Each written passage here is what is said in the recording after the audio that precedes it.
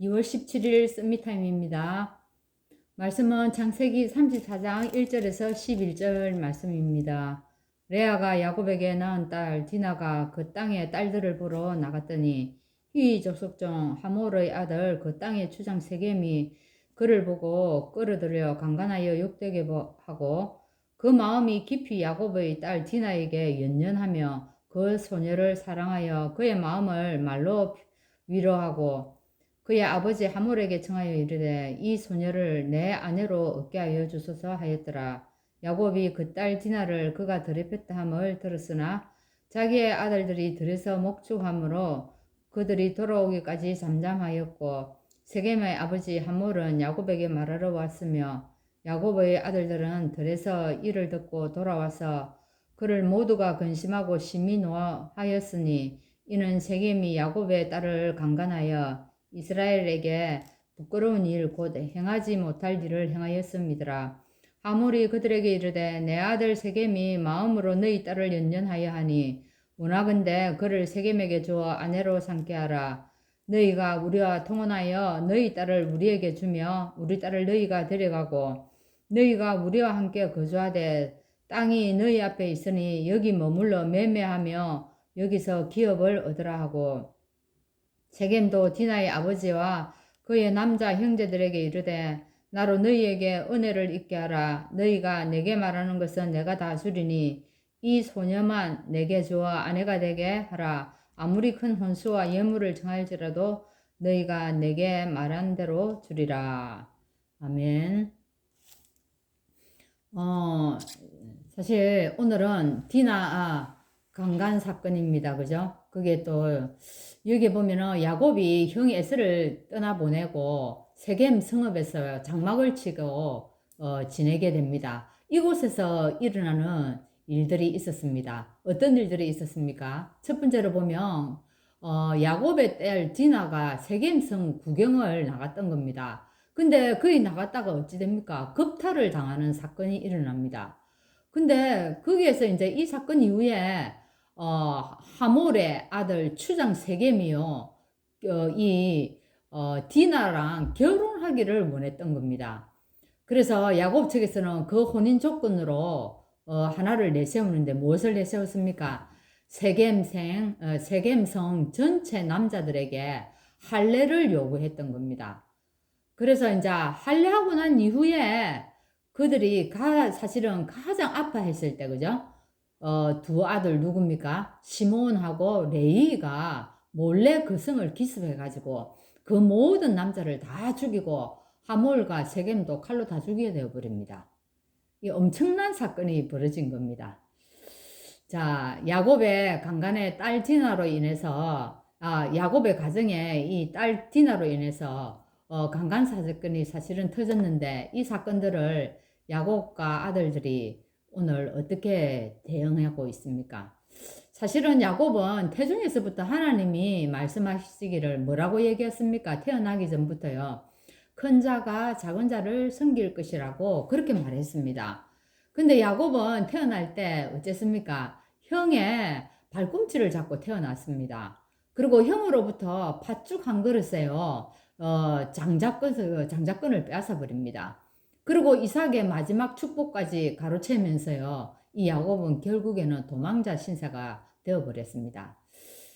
이것을 볼 때 야곱의 어떤 모습을 볼 수 있습니까? 야곱의 인본주의 극치를 달리던 그런 야곱을 우리가 볼 수가 있습니다. 이 야곱은 그래서 라반의 집에서요 21년 동안 훈련을 받게 됩니다. 그죠? 그런데 오늘 야곱의 아들들이 이 디나의 사건으로 인해 가지고 뭐합니까? 하나님께 엎드리고 기도하는 것이 아니라 하나님의 계획을 질문하는 것이 아니라 인본주의를 써가지고 세겜성에요 어찌해버립니까? 모든 남자들을 다 죽이는 사태가 벌어진 것입니다. 사실은 야곱이 가지고 있는 그 영적 문제고요. 자녀들에게 그대로 전달되어진 것을 볼 수가 있습니다. 우리 무섭지 않습니까? 여러분들도 다 부모인데 우리 부모가 가진 신앙이 자녀들에게 그대로 전달된다는 이 사실이 너무 무섭지 않습니까? 아브라함도 어쨌습니까? 애굽에 내려갔을 때요. 이 사례, 그때는 사례였죠, 그죠? 이 사례가 너무 아름다운 겁니다. 그걸 인해 가지고 두렵고 불안해 가지고 사라를 누이라고 속여버렸습니다. 그리고 이 속에서 바로왕에게 사실은 빼앗길 뻔했지 않습니까? 근데 하나님께서는 이 사라의 일로 바로와 또한 그 집에 큰 재앙을 내려가지고 사실은 위기를 모면했습니다. 그런데 그 아들은 또 어쨌습니까? 아브라함의 아들 이삭도 한번 보세요. 이삭도 아버지 아브라함과 똑같은 그런 어리석음을 범하게 됩니다. 이삭이 그랄에 거주하고 있을 때요. 아내 리브가가 또 너무 아름다웠던 겁니다. 그래서 이 아름다움으로 말미암아 자기를 죽일까 해서 그는 그 자기 아내를 아내라 하기가 두려웠던 겁니다.